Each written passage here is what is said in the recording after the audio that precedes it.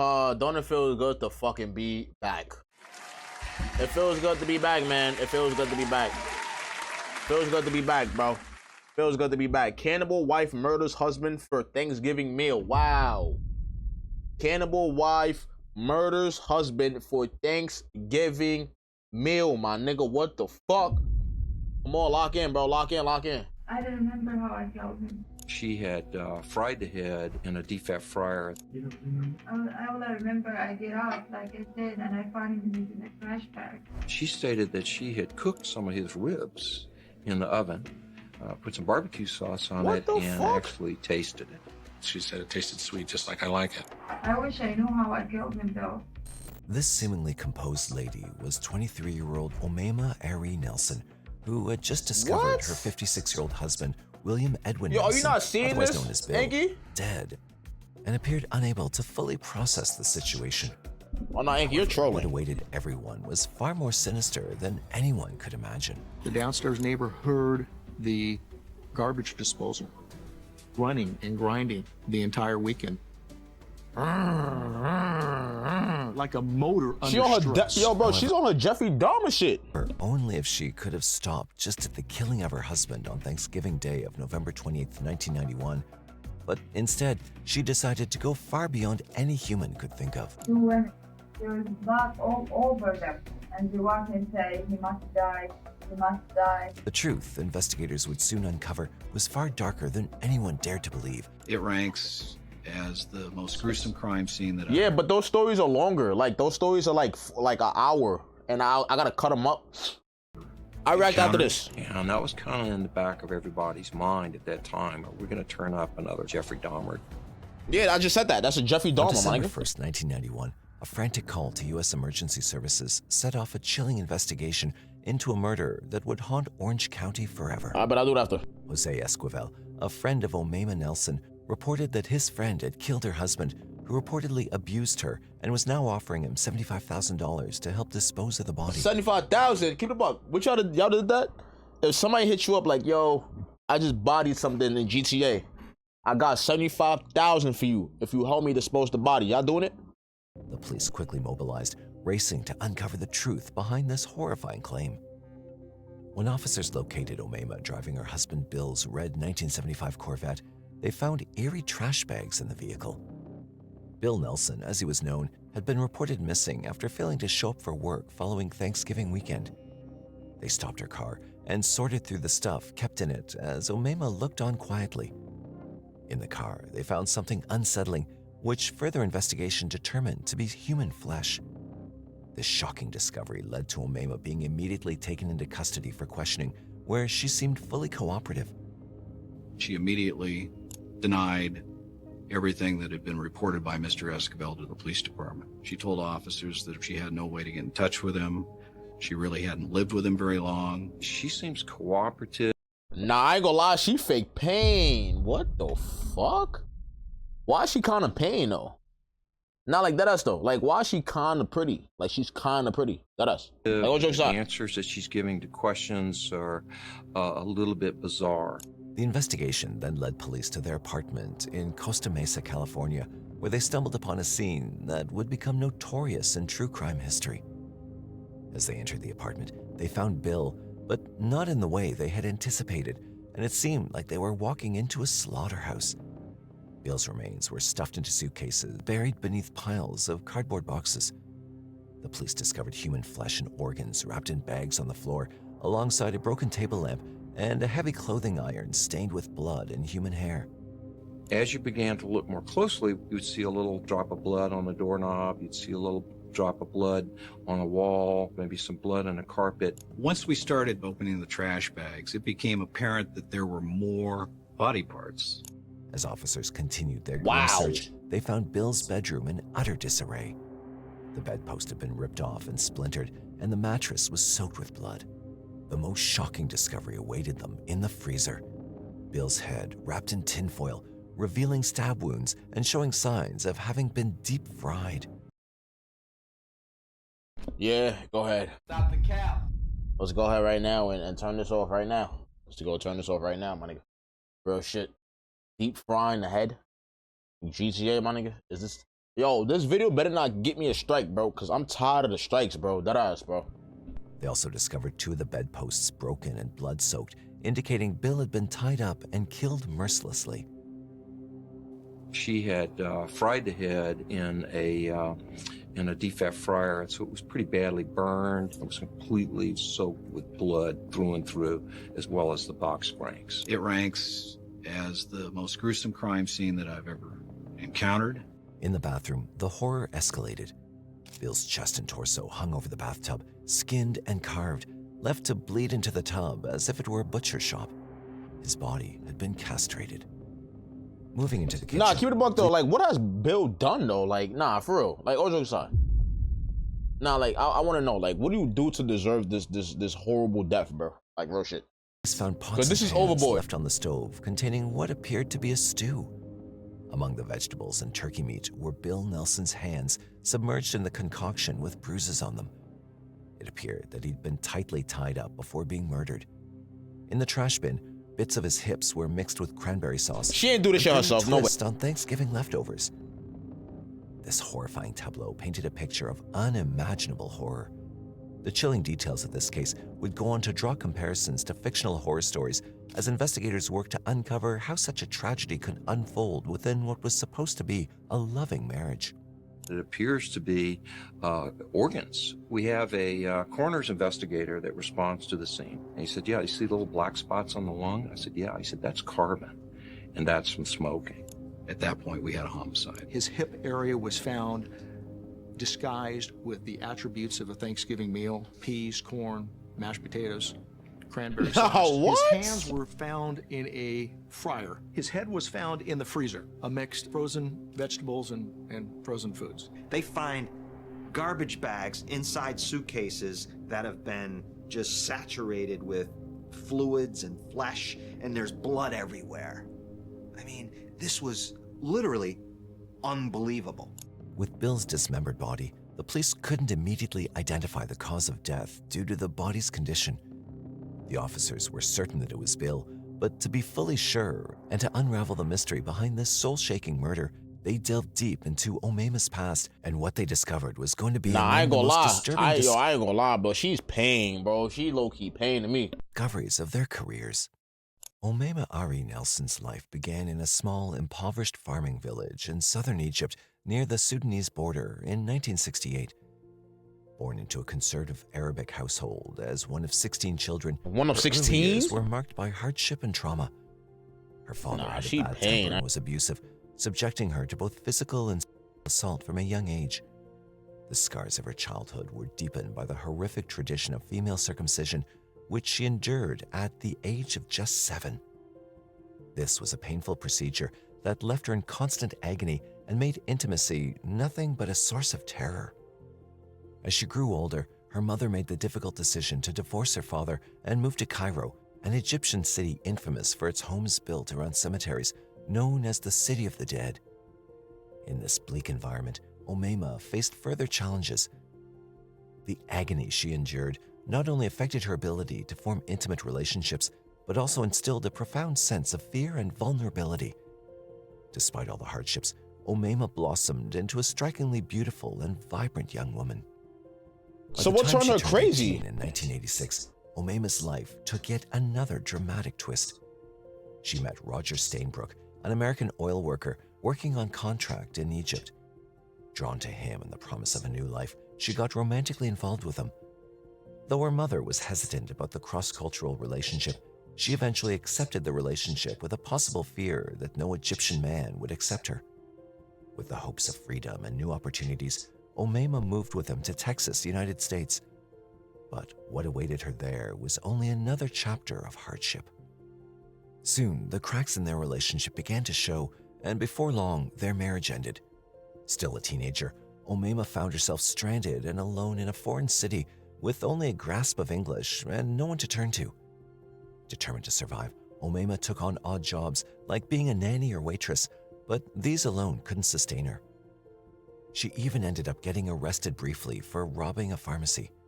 And at another point, she attacked 2 security guards who caught her stealing in a department store. She worked as a part-time model too, but soon realized that her beauty could be used for her better survival. She had this attraction to men, and she could play pool, and she was very articulate and very friendly. What she was good with Nah, was her I ain't gonna lie, bro. I'm gonna keep it a bug. I had a girl like that, bro. Like she was very articulate. You feel me? She was pretty, all type of shit, bro. But she was really crazy in the head, my nigga. Like, it was something wrong, bro. I don't want, yo, bro, nah, you gotta watch out for them, my nigga. Those are crazy. Those are the scariest ones. She could get men to do things for her, and Not me. she used Not her me. sexuality to get what she wanted. She lured men in, entrancing them with her striking appearance, only to rob them once they were at their most vulnerable. A risky game she played to survive. How'd she do that, though? Omema would get men in a compromising position, tying them up, using a weapon, and stealing from them. She robbed multiple men with this tactic, but no one came forward to report against her, as the officers believed they were embarrassed. She made her living out of these things. You until lying. in October 1991, she met 56-year-old Bill, who seemed to be a generous and kind man to her. He was an ex-Marine and ex-pilot, and now worked part-time as a computer programmer and messenger at Cannon Mortgage in Tustin. Oh, see, here's the thing, though. Here's the thing. He's 65. Ex-Marine? Nigga. This would have never happened 20 years later. 20 years ago, this would have never happened. She would have never tied them up and do all that shit she did to him, bro. I'm telling you. 20, 30 years later, like ago, 20, 30 years ago, she would have never been able to do this. I promise you. She'd have been terrified. I'm telling you, bro. The only way you're able to do some shit like that is like you gotta do something to him. You gotta you gotta drug him in GTA. You feel me? You gotta do some shit to him in order to do that. He's 65, so he probably wasn't really, in the best health, the best shape, you know what I'm saying? Like, he's very old. He probably been through some shit, probably very bad injuries, You get old, shit happens.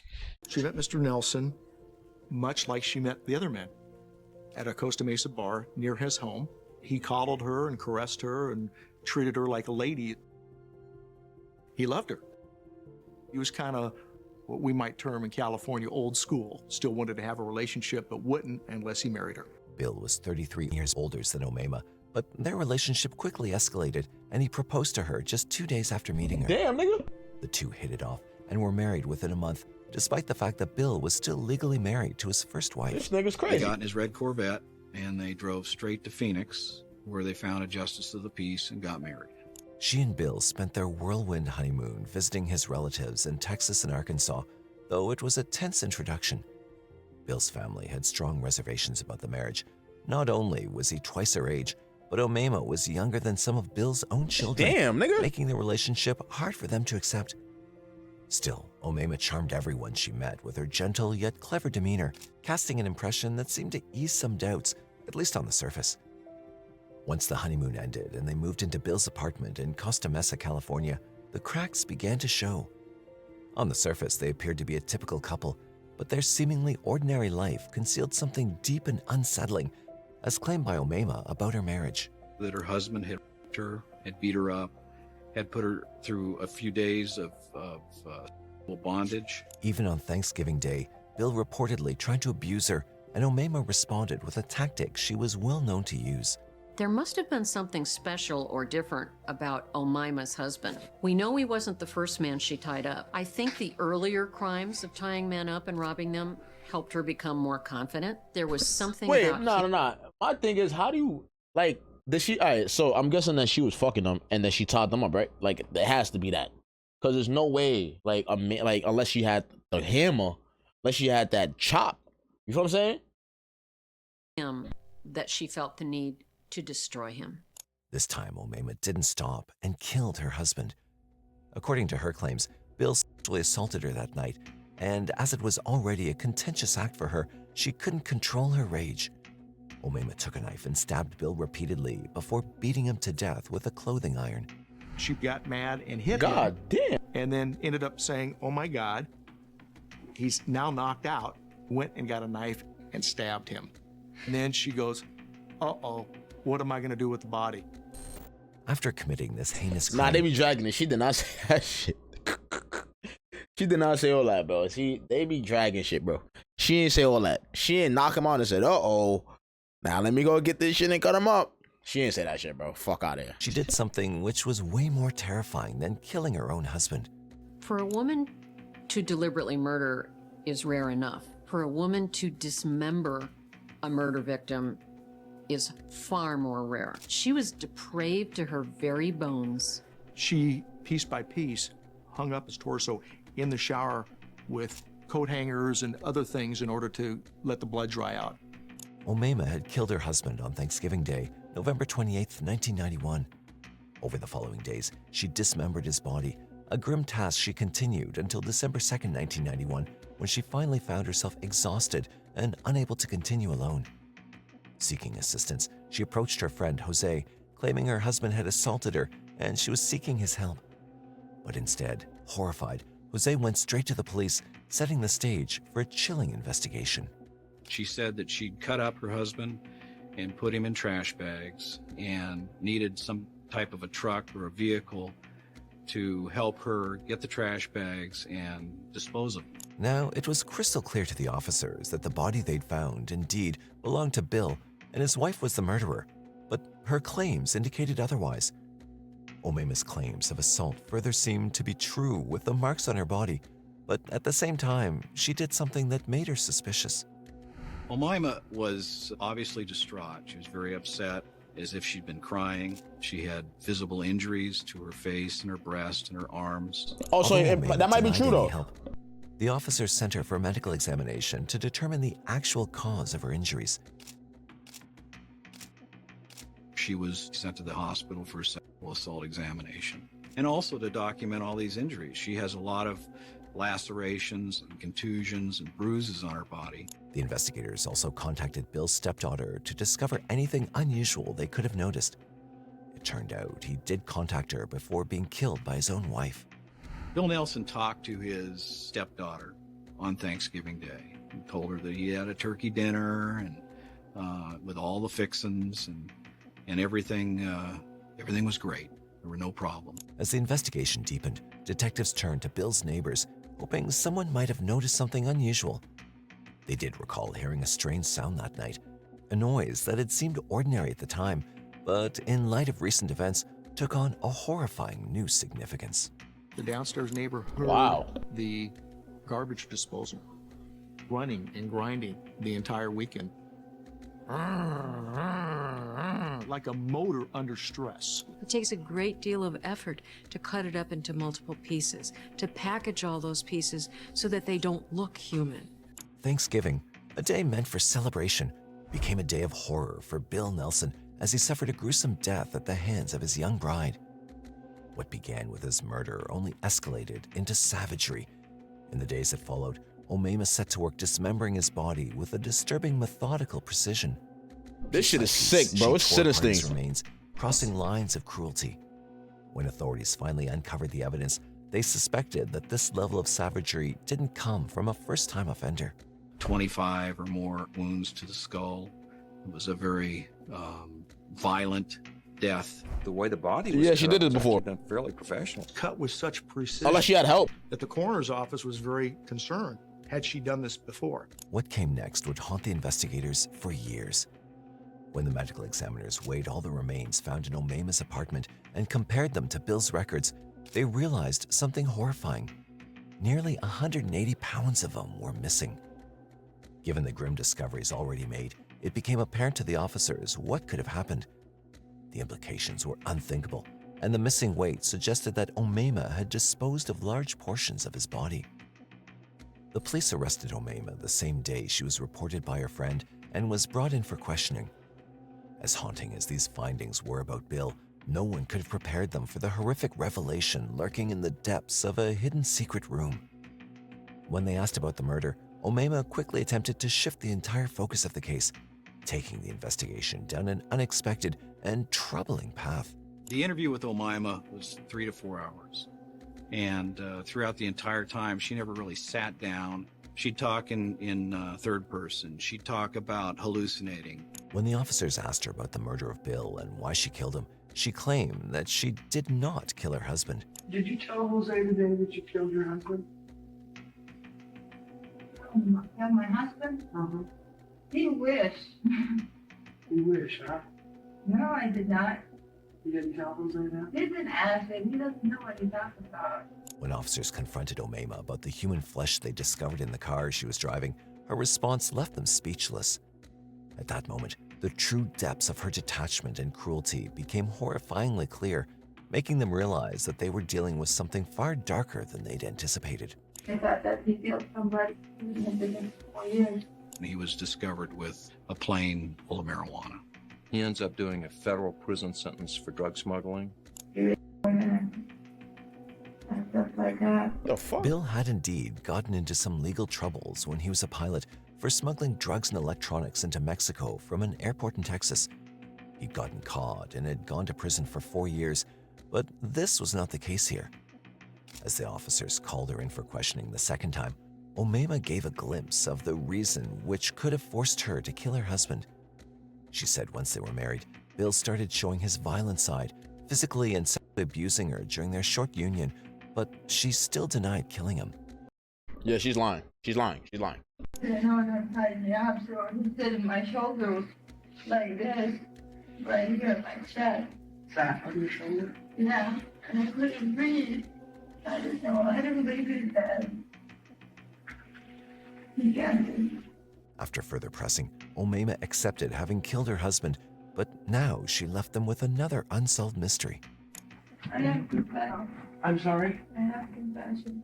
What's the confession? I remember how I killed him. You don't remember? I remember I get up, like I said, and I find him in the trash bag. I wish I knew how I killed him, though. Oh wow, so all right, so she's playing that game. She's playing that game. She's playing the she don't know what happened game. Mental illness game. That I have to do it like demons. By now, it was becoming clear to the officers that Omema was suffering from mental illness, possibly because of her traumatic past. She then claimed something that further corroborated this suspicion. 2 women, there is blood all over them, and the one can say, he must die, he must die.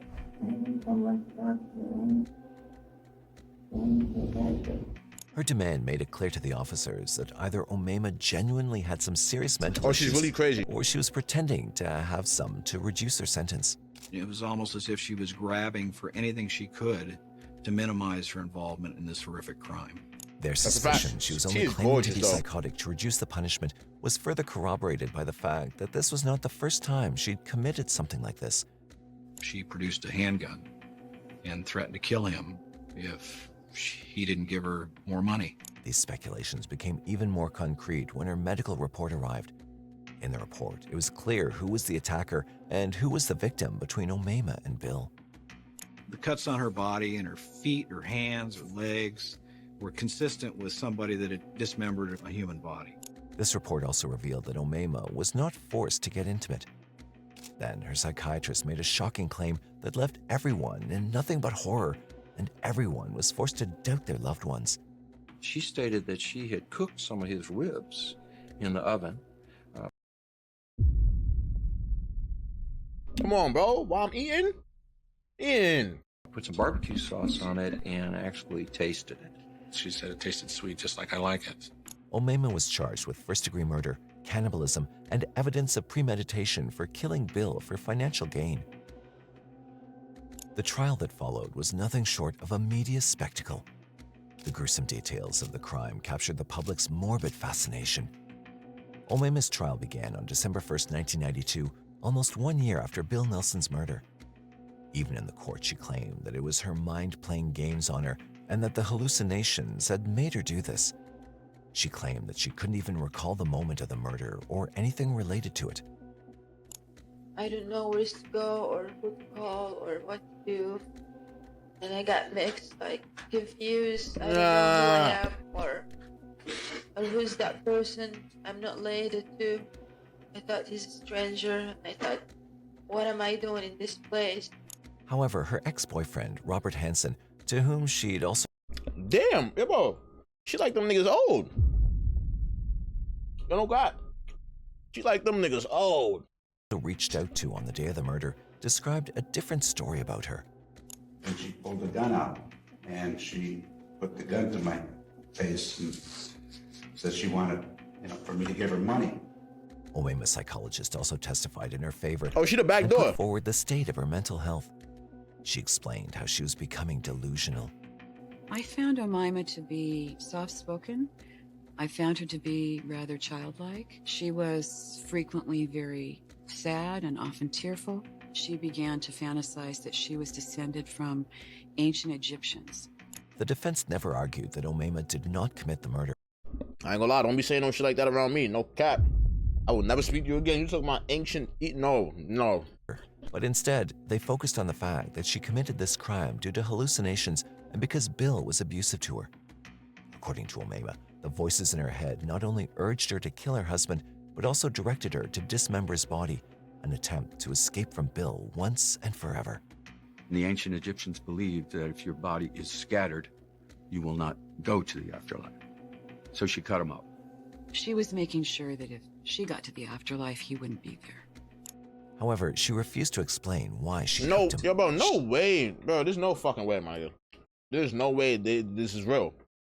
There's no way she said this. She bragged to her psychiatrist that the ribs were the best part, that nothing was sweeter than the taste of her husband. She wanted his money and not him. That doesn't mean she had to consume him. Omaima consistently maintained that she did not intend to murder Bill. On the other hand, the prosecutors pressed for murder charges, and she was found guilty of second-degree murder by the jury on January 12, 1993, after deliberation. She was also found guilty of assault with a deadly weapon for her attempted robbery of Robert. Omaima, then 24 years old, was sentenced to 25 years to life in the Wait, Central she's California out. Oh, she's out. Oh, shit. She might be out, my Women's nigga. facility in Chowchilla, California. Omaima Ari Nelson's Yo. story is one of tragedy intertwined with horror, a true crime tale that continues to resonate as one of the most disturbing cases in California history. Yo, she's out, my nigga. Yo, again, she's out. Somebody gotta find her, bro. Nah. About 130 pounds of Bill's body still missing. She was even compared to the famous serial killer Jeffrey Dahmer. The Jeffrey Dahmer case had just occurred before this, and that was kind of in the back of everybody's mind at that time. Are we going to turn up another Jeffrey Dahmer? Although Omaima never confessed the key details of the account, the officers theorized what could have gone wrong on that fateful day. We theorized that he entered into a consensual bondage session with Omaima. She tied him to the headboard and probably wanted some type of money or access to his wealth. With Omaima Ari Nelson safely behind bars, Californians breathed a sigh of relief. Ain't no safely, nigga. She's out. One less dangerous figure roamed their streets. Yet, even in prison, Omaima fought to regain her freedom. She first applied for parole in 2006, only to be met with a firm denial. Undeterred, she made another attempt in 2011. But once again, her request was swiftly rejected, much to the relief of investigators who believed that her release would only spell more danger. She should not be paroled. She's a very She's a much demon. danger to society. That's because a demon. She's actually now doing the same stuff since she's been in prison that she did in the outside world. She got married to a gentleman that she knew at the time of Mr. Nelson's death. He was in his 80s at the time, just a few years back. What the fuck? Yo, wait. Yo, what's going on? He died. He left her a large sum of money. For the moment, Omaima remains unable to touch any money she might hope to claim on the outside. But if granted parole, her access to freedom and funds could change everything. In fact, with financial means and her freedom restored, she might be able to rebuild a life beyond the prison walls, something that has long haunted the victims' families and those who remember her chilling crime. In 2026, she'll once again be eligible for a parole hearing, a decision that will ultimately determine her fate. This case highlighted how traumatic experiences in childhood could lead to mental health issues in the future. With this, we ask you, what do you think about this case? What I think about this case? JJ's. JJ's. Do you think Omaima was actually psychotic and killed her husband in a rage? Or did she simply kill him for the sake of his money? Let us know your thoughts in the comment section. JJ's. If you found today's video interesting, please consider subscribing to our channel, M7 Crime Storytime. Hit that like button and share our videos. Also, if you have any crime that you'd like us to cover, leave us a message in the comment section below. Until then, stay safe and keep exploring our channel. Bro, W video. L human. L human. This is why you can't trust females out here, bro. Look, I'm not gonna lie. I got a female that's coming right now, bro. If you talk to my phone, all type shit, FaceTime, all type shit, I don't know her intentions, bro. But I'm praying to God this goes perfect. No cap, because this shit, that's what I'm saying, bro. This might be a sign, my nigga. Me watching this video might be a sign, bro. That ass, bro. W video, though.